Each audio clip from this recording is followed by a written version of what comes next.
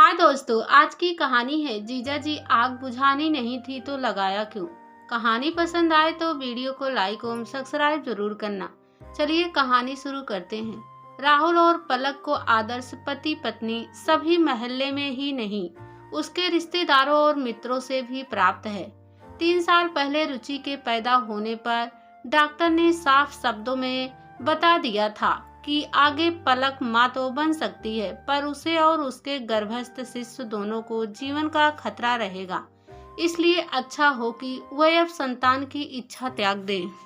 माहवारी समय से न आने पर कहीं गर्भ न ठहर जाए, यह सोचकर पलक सशंकित हो चली कि आदर्श पति पत्नी से आखिर चूक हो ही गई।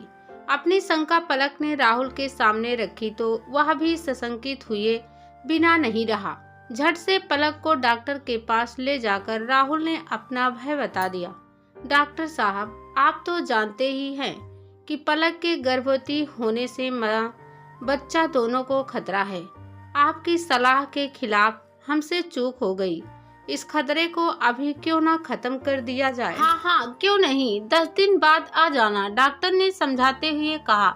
रास्ते में पलक ने राहुल से कहा, सुनो, यह बेटा भी तो हो सकता है, तो क्यों ना खतरे भरे इस जुए में एक पासा फेंक देखा जाए। संभव है कि दैहिक परिवर्तनों के चलते शारीरिक कमियों की भरपाई हो जाए और हम खतरे से बच जाएं। तुम पागल हो गई हो, राहुल ने बोला। सोचा कि एक लालच में कितना बड़ा खतरा उठाना पड़ सकता है। नहीं, मैं तुम्हारी बात नहीं मान सकता। इतना बड़ा जोखिम नहीं, तुम्हें खोकर मैं अधूरा जीवन नहीं जी सकता। पलक चुप रह गई। वह नहीं चाहती थी कि पति की बात को ठुकरा कर उसे नाराज करे या कोई जोखिम लेकर पति को दुख पहुंचाए। 10 दिन बाद राहुल ने पलक को डॉक्टर के पास चलने को कहा तो उसने अपनी असहमति के साथ कहा, गर्भपात तो 3 माह तक भी हो जाता है। 3 माह तक हम यह तो समझ सकते हैं कि कोई परेशानी होती है या नहीं। जरा सी भी परेशानी होगी तो मैं तुम्हारी बात नहीं टालूंगी। जाने दो, मैं भी छोटी सी बात भूल गया था कि यह गर्भ और खतरे तुम्हारी देह में है, तुम्हारे लिए है। मैं कौन होता हूँ तुम्हारी देह के भीतर के फैसलों में हस्तक्षेप करने वाला। निराश मन से कहता हुआ वह कार्यालय चला गया। शाम को कार्यालय से राहुल घर जल्दी पहुंच गया और बिना कुछ बोले सोफे में धंस कर बैठ गया। यह देख पलक बगल में बैठती हुई बोली, तुम्हारा मन ठीक नहीं है, नाहक परेशान हो। अभी 1.5-2 माह तुम्हें गंवारा नहीं है तो चलो सफाई करवा लेती हूँ। बस अब तो खुश हो जाओ प्यारे, यह तुच्छ बात क्या, मैं तो आपके एक इशारे पर जान देने को तैयार हूँ।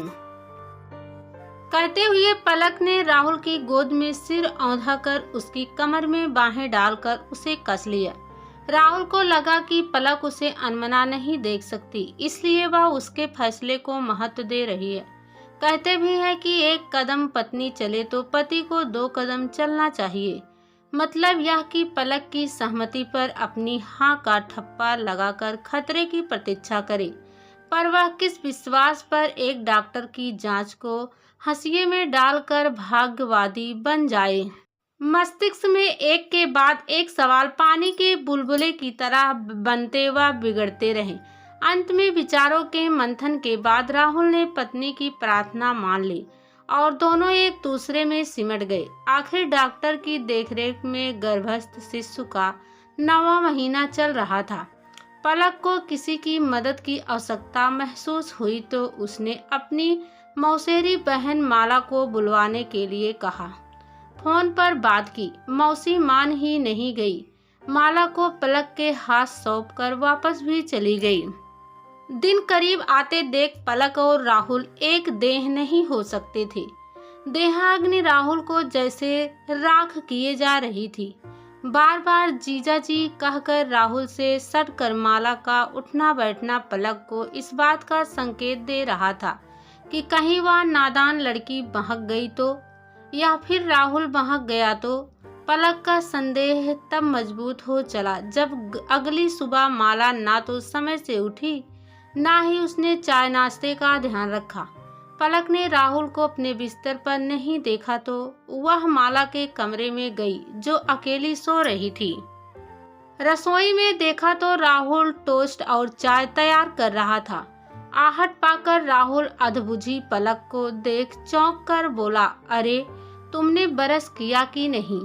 उसके गाल पर चुम्बन की छाप छोड़ते हुए फिर बोला, मैंने सोचा आज मैं ही कुछ बना कर देखूं।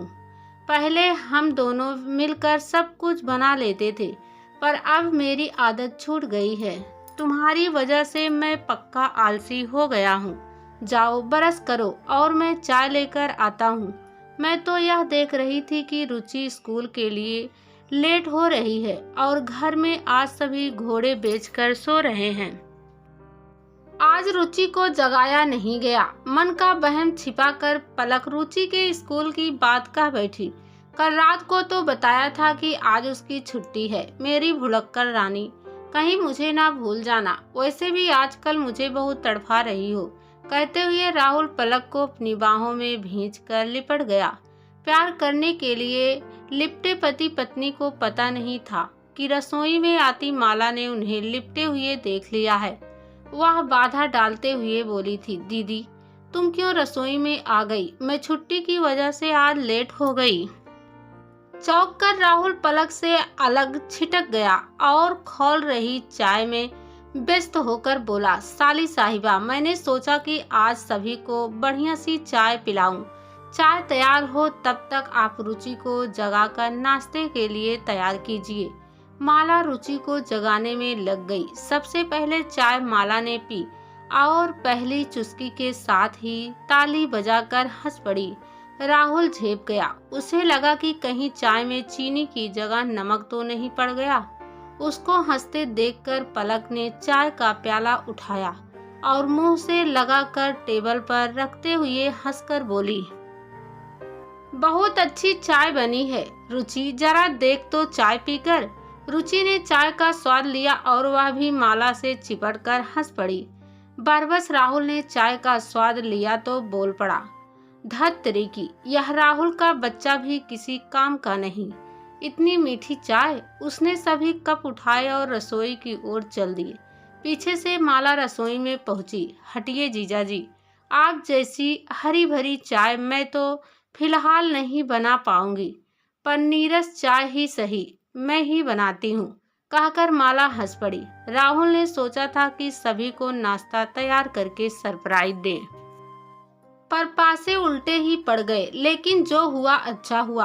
काफी दिनों बाद शक में जी रही पलक आज जी भर कर हंसी तो पेट में दर्द के चलते राहुल ने पलक को अस्पताल में भर्ती करवाया और माला को अस्पताल में रात दिन रुकना पड़ा। दूसरे दिन मौसी आ गई थी, सो यह काम उन्होंने ले लिया और माला को घर भेज दिया। घर में भोजन की व्यवस्था करते करते माला को राहुल के करीब आने व बहकने के मौके मिले। जवान लड़की घर में हो, संग साथ एक दूसरे को कुछ कुछ छूना और छूने की हद पार कर जाना, फिर अच्छे बुरे से बेपरवाह एक कदम और बस एक और कदम ही राहुल और माला के करीब लाया।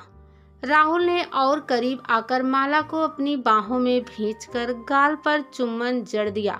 माला लाज से सिहर उठी, साथ ही भीतर से दहक गई। राहुल ने भी माला की सिहरन व दहक महसूस की। राहुल एक बार तो तड़प उठा, पर सॉरी माला जी कहकर झटके से दूर हो चुका था और कान पकड़कर माफी मांगने लगा। सॉरी, अब कभी नहीं, किसी हालत में नहीं। मैं भूल गया था कि हमारे बीच में क्या रिश्ता है। और फिर नजर झुकाकर वह बाहर चला गया था। मर्द का स्पर्श पाकर देह के भीतर स्वर्गिंकी के एहसास से माला तड़प गई थी। शायद कुछ अधूरा रह गया था जो अब पूरा ना हुआ तो वह बराबर छटपटाती रहेगी। काश यह अधूरापन समाप्त हो जाए। काश एक कदम और। उस एक कदम और के परिणाम अब माला की सोच के बाहर थे। उसको दुनियादारी की चिंता नहीं रही। उसे सुध बुध थी तो सिर्फ यह कि यह अधूरापन अब वह नहीं सह पाएगी। अब उसे हर कीमत पर राहुल का स्पर्श चाहिए। भले ही उसे कई मौत मरना पड़े। वह तकिए को वृक्ष के नीचे भींचकर पलंग पर औंधी पड़ी छटपटाती रही। अस्पताल की कैंटीन में मौसी को लंच करवाकर राहुल काफी देर रुका। डॉक्टर ने तो सब सामान्य बताया, इसलिए उसकी खुशी का ठिकाना ना था। अगले दिन ऑपरेशन की तैयारी थी। ऑपरेशन को लेकर राहुल व पलक संदेहजनक स्थिति से गुजर रहे थे। रात को घर आकर राहुल रुचि और माला के साथ खाना खाकर अपने कमरे में सोने की कोशिश कर रहा था और माला अपने कमरे में। राहुल सोच रहा था कि माला ने आपत्ति नहीं जताई तो क्या, पर अब वह उसके लिए सामान्य व्यक्ति नहीं रहा। अपने ही घर में उसे माला जैसी मेहमान की इज्जत के साथ छेड़छाड़ नहीं करनी चाहिए थी। हर अगले कदम के भले बुरे के बारे में उसे अवश्य सोच लेना चाहिए। मुश्किल से राहुल को उन्नीद हालत में रात काटनी पड़ी। पुरुष होकर इतना भला बुरा सोच ले तो वह वाकई पुरुष है। बहक कर संभल चुके पुरुष को चट्टान समझकर उल्टे पांव वापस लौट जाए, वही समझदार स्त्री है। जमीर सभी का सच बोलता है, परंतु उस जमीर के सच को सुनने वाले राहुल जैसे पुरुष बिरले ही होते हैं। माला तो करवटें बदल बदल कर अपने गदराए यौन को राहुल के हाथ सौंपना चाहती थी, पर कैसे? क्या यह संभव था? राहुल माफी मांगकर माला से नजदीकी समाप्त कर चुका है, परंतु माला में एक ही चाहत पल रही थी कि वह अपना सब कुछ राहुल को सौंप दे। माला अब अपनी देह की दास थी। छटपटाकर वह कब उठकर कमरे से निकली और कब राहुल की चादर में धीरे से घुसकर लेट गई, उसे पता ही नहीं चला। पर आहत पाते ही राहुल उठकर बेड के नीचे उतरकर धीमे स्वर में बोल पड़ा, माला, मैंने तुमसे माफी मांगी है, इस माफी का सम्मान करो। मैं तुम्हारे पलक और रुचि को भविष्य में धोखा नहीं दे सकता। देखो, भूल जब समझ में आ जाए त्याग देनी चाहिए। तुम जानती हो कि जिस इच्छा पूर्ति के लिए तुम पहल कर रही हो, इससे कितनी जिंदगियां बर्बाद हो सकती है, जिनमें एक जिंदगी तुम्हारी भी है। मौसी जी जानेंगी तब क्या होगा, और पलक जानेंगी तो पता है वह मर जाएगी, जिसकी जिम्मेदार तुम भी बनोगी। चलो अब अपने कमरे में जाओ और मेरी साली साहिबा की तरह बर्ताव करो। तुम अपनी इस देह को और अपने स्त्री तत्व को अपनी सुहागरात के लिए बचा कर रखो। ऐसी जल्दी ना करो कि अपने पति के लिए यह तोहफा गंवाकर अंतिम सांस तक आत्मग्लानि के बोझ से दबकर आनंद ना पा सको और ना ही पति को दे सको। हमारे बीच जीजा साली का रिश्ता है, इस रिश्ते का सम्मान करो। मैं गलत हूँ, मैंने अपना कदम पीछे हटाया तो तुम भी अपने को गलत मानकर अपने कदम पीछे हटा लो। सुबह का भूला शाम को घर आ जाए तो उसे भूला नहीं कहा जाता। मैं भूल कर लौट आया, इसी तरह तुम भी लौट जाओ और अपनी जिंदगी के साथ तमाम जिंदगियों को तबाह होने से बचाओ। माला चुप नहीं रह सकी, वह बोल पड़ी, जीजा जी, रिश्तों का मैं क्या करूं? अहम बात तो यह है कि मेरे शरीर में आग आपने लगाई है, इसे बुझाने के लिए कहाँ जाऊं? किस घाटी में कूद जाऊं? राहुल ने माला की मंशा को स्पष्ट किया। तुम गलत हो माला। माला जिद कर बोली, मैं गलत सही की बात नहीं करती। मैं तो सिर्फ जानती हूँ कि आप मुझे मेरी ही देह अग्नि से जलाकर राख कर देना चाहते हो। मैं अपनी इस देह अग्नि को बर्बाद नहीं होने दूंगी और ना ही इसे और ज्यादा छटपटाने दूंगी। मुझे पता नहीं था कि तुम इतनी जिद्दी और महत्वाकांक्षी हो कि अपना तो अपना सारे परिवार समाज की हदें पार करने पर तुल जाओगी। क्या तुम्हें समझ में नहीं आ रहा है कि जो तुम करने वाली हो वह कितना बुरा है? राहुल ने समझाने की कोशिश की और उसकी बाह पकड़कर बच्चों की तरह खींचकर उसके कमरे में ले गया और बोला, कुछ लाज हो तो यह नादानी छोड़ दो और अच्छी औरत की तरह पेश आओ। जो तुम चाहती हो वह पति के साथ किया जाता है। बात टल गई, पर माला रात भर नहीं सोई। आंखें सूजकर लाल हो गई और उसके चेहरे पर रंगत की जगह अधूरेपन की बेचैनी झलक रही थी, जैसे वह कुछ भी कर सकती है। अगले दिन ऑपरेशन की वजह से राहुल अस्पताल में रहा और दोपहर बाद माला भी पहुंच गई। ऑपरेशन सफलतापूर्वक हो गया और बेहोश पलक बाहर आ गई। कुछ घंटों बाद राहुल बेटे को देखकर खुशी से उछल पड़ा था। इस अवसर पर माला भी नवजात बहनोते को गोदी में लेकर पलक के चेहरे पर तब तक नजर गड़ाए रही जब तक कि उसे यह समझ में नहीं आ गया कि पलक और उसके नवजात शिशु का मासूम चेहरा उससे किस तरह प्यार के हकदार हैं। कुछ पल सोचने के बाद पिछली रात तक उसके मन पर पला ज्वारा आंखों के रास्ते बह चला। आंखों में रोशनी लौटी तो माला ने अपने आंसू पोंछकर नवजात बहनोतों को इस प्रकार से चूमा जैसे कह रही हो कि अरे फूल की पंखुड़ी से बच्चे, आज तुम्हें देखकर मेरा मन भी फूल सा हल्का हो गया है।